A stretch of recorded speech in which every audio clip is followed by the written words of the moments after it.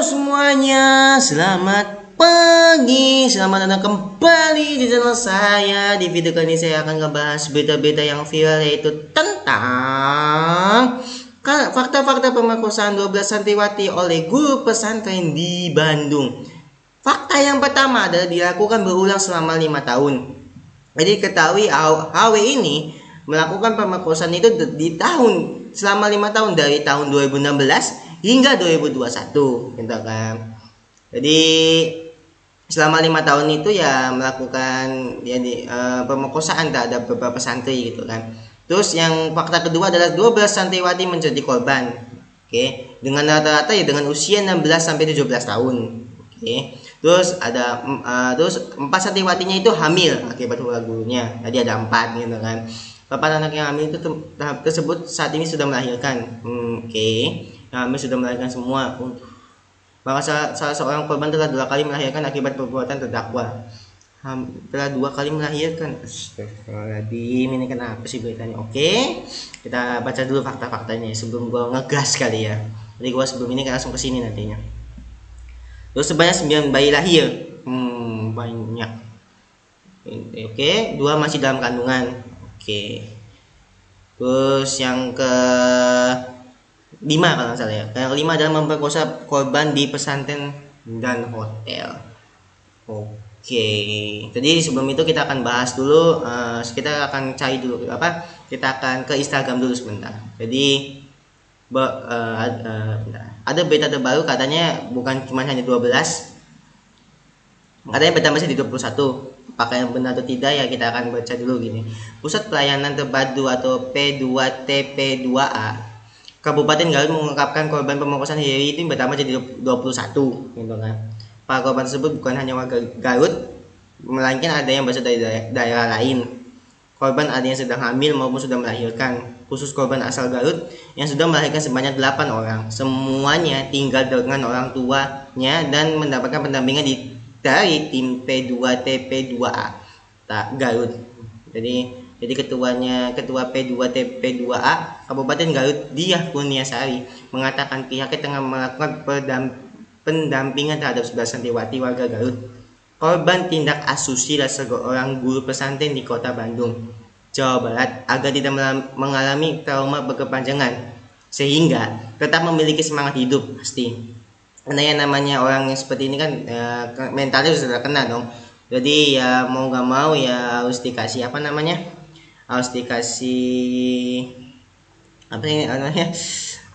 namanya sih lupa gue. Pokoknya dikasih bimbingan lah, kalau nggak salah sih, bimbingan biar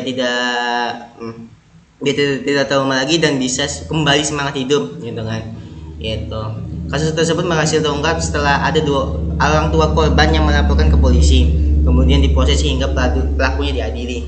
Oke, sebelum itu kita akan ke memo medsos dulu. Nanti kita akan kasih linknya di bawah, kalian bisa bisa kalian tonton juga di sini gitu kan. Oke, kita akan tonton dulu sebelum itu. Kalau ada orang ngakunya guru agama, apalagi ada di pesantren, terus memperkosa santriwati yang ada di sana sampai hamil punya anak. Ini udah pakai hijab loh ya, udah pakai hijab, pakaian tertutup, semuanya udah tertutup. Ini bukan masalah pakaian wanitanya udah kan, bener dong. Ini masalah memang hasrat Anda aja yang nggak bisa dikontrol, bajingan. Ya, hukuman yang paling tepat apa? Ya hukum mati lah, itu aja ribet banget. Indonesia nggak punya tempat untuk orang-orang seperti itu. Dunia nggak punya tempat untuk orang-orang seperti itu. Beres kan? Oke, tadi udah lihat kan kalian. Jadi intinya ya harus dihukum mati. Betul atau tidaknya ya terserah kalian, tapi kita akan menjawab dulu dari fakta-fakta dulu yang tadi gitu kan. Oke, kita akan menjawab yang fakta yang pertama tadi, yaitu dilakukan berulang selama 5 tahun. Nah, masalahnya gini loh Pak. Dilakukan berulang selama 5 tahun. Kenapa para santriwatinya itu tidak laporan kepada orang lain gitu yang ada di pondoknya, mungkin ustazahnya mungkin atau bagaimana gitu? Apakah karena takut diancam atau bagaimana, kan kita tidak tahu gitu. Tapi kan selama 5 tahun itu lama loh Pak. Maksudnya harusnya kan ya kalau misalnya pulang dari situ kan harusnya ngelapor gitu kan ya ke orang tuanya dong gitu dong, ngelapor ke orang tuanya. Ya mungkin ini menurut saya gitu kan, ngelapor ke orang tuanya, mas saya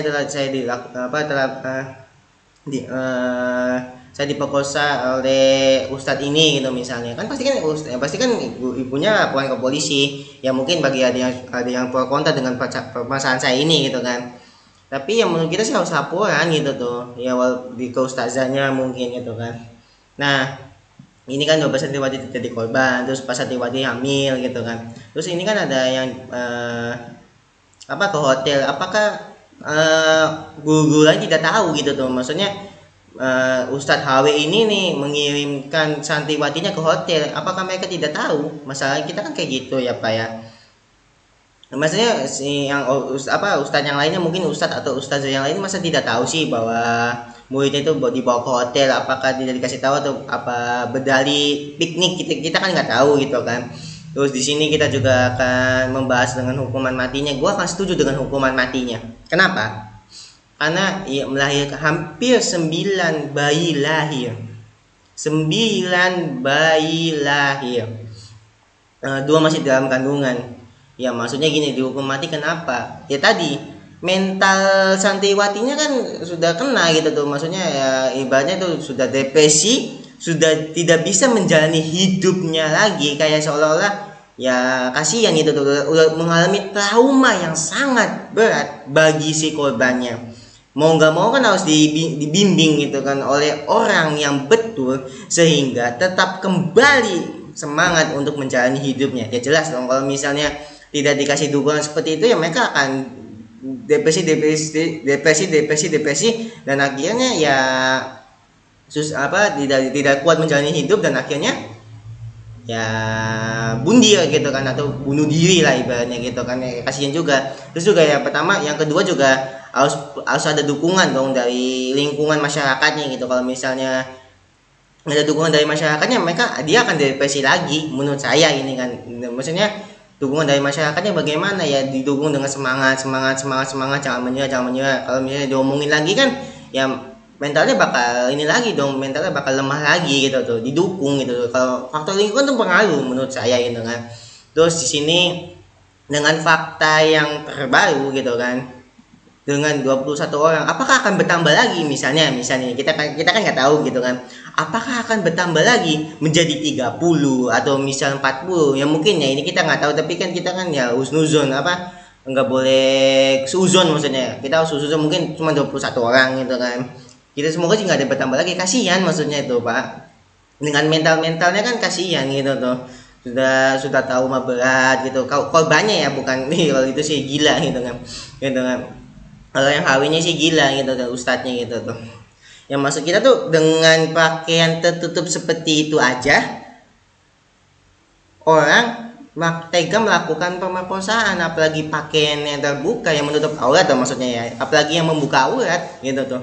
Ya dasar laki-lakinya aja sih sebenarnya sih, laki-lakinya aja yang tidak bisa menjaga hawa nafsunya gitu tuh. Menurut saya ini laki-lakinya juga yang tidak bisa menjaga hawa nafsunya menjadi lebih baik gitu tuh.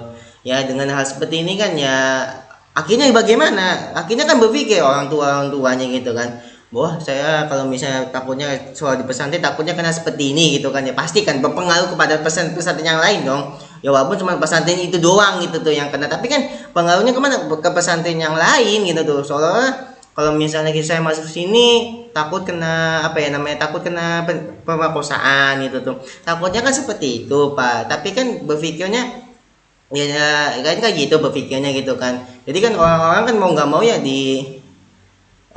orang kan mau nggak mau kan di SMP gitu atau di negeri gitu kan, ya lebih ini aja gitu kan. Masalahnya kan kayak gini kan kasusnya nggak cuma 1-2, banyak kayak gini nih, tapi masih belum masih belum diselesaikan gitu tuh. Maksudnya ya paling dihukumnya cuma sebentar gitu, ya paling cuma 5-7 gitu kan, ya sekitar segituan gitu tuh, kayak nggak dihukum mati. Ya gue akan setuju dengan pernyataannya Om Deddy Corbuzier gitu tuh, ya bahwa ya harus dihukum mati biar tidak ada lagi kasus-kasusnya seperti ini gitu tuh, biar tidak ada lagi kasus-kasusnya seperti ini yang serupa gitu tuh, biar nggak ada lagi gitu tuh. kasihan cuy gitu tuh, maksud gue tuh yang gue tuh yang ngeliatnya juga aduh kok begini gitu tuh, kasihan gitu tuh maksudnya gitu tuh, banyak orang-orang yang kena ini nih pak gitu tuh, kena kasus-kasus seperti ini gitu tuh, akhirnya tahu mah jadi yang gak mau sekolah lagi gitu kan, kasihan gitu tuh. Ya maksudnya yang kita bisa bilang adalah hukum mati ini emang walaupun kalian ya maksudnya gini loh, hukum mati itu karena apa ya, karena melahirkan loh pak, tanggung jawabnya kan gede loh pak, bayi lahir gitu kan. Ya maksudnya kan ya mohon maaf ya, kayaknya Santiwati ini sudah tidak apa ya, gua takut dihujat nih ngomong begini, tapi sudah tidak itu lagi gitu, tidak perawan lagi gitu tuh ya, kita mohon maaf ya, memang mungkin perkataan saya ada yang menyinggung ya mohon maaf, tapi ya kita hanya bisa ngomong begitu gitu tuh, susah gitu kalau bisa dibilang gitu kan, ya kita sih hanya bisa bilang itu.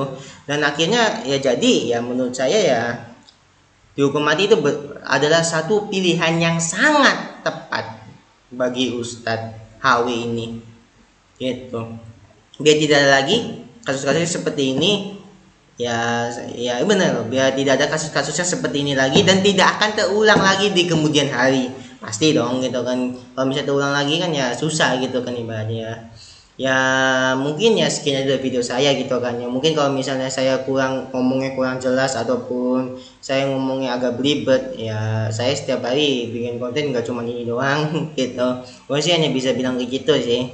Oke lah, gue juga buat apa komen seperti itu, tapi ya itu aja sih yang gue mau sampaikan gitu kepada kalian, untuk kamu semua yang nonton gitu kan. Intinya ya kita hanya bisa bilang adalah harus dihukum mati yang pertama, yang kedua harus ibaratnya yang kedua adalah ya mungkin dikebiri lah mungkin ya, kita nggak tahu juga, tapi ya gue pengennya sih ya dihukum mati juga, dikebiri juga gitu ya, kan harus sebanding dengan ya maksudnya walaupun ya akhirnya juga tidak sebanding, tapi menurut kita sebanding gitu kan dengan kasus ini gitu tuh, maksudnya dengan pemerkosaannya itu gitu kan gitu. Ya mungkin sekian dari video saya gitu kan ya, kurang lebihnya mohon maaf.